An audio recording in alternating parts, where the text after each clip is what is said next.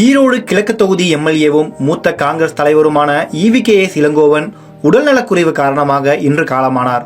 50 ஆண்டு காலத்திற்கும் மேலான அரசியல் அனுபவம் கொண்ட ஈவிகேஎஸ் இளங்கோவனின் மறைவு காங்கிரஸ் கட்சியினரை மட்டுமல்லாது அனைத்து தரப்பினரையும் சோகத்தில் ஆழ்த்தியுள்ளது. பெரியாரின் பேரன், சொல்லின் செல்வர், ஈவிகே சம்பத்தின் மகன் என்ற அடையாளங்களுடன் அரசியல் வாழ்க்கையை தொடங்கியவர் ஈவிகேஎஸ் இளங்கோவன். அவருக்கு பெயர் சூட்டியதே பேரறிஞர் அண்ணாதான்.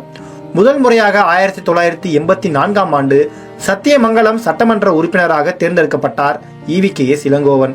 நடிகர் சிவாஜி கணேசனின் ரசிகரான ஈவிகேஎஸ் இளங்கோவன் தனது அரசியல் குருவாகவும் சிவாஜி கணேசனையே ஏற்றிருந்தார்.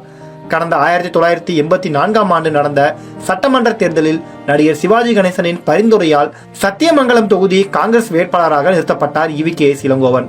அங்கு திமுக வேட்பாளரை விட சுமார் 2 மடங்கு வாக்குகளை பெற்று வெற்றி பெற்றார்.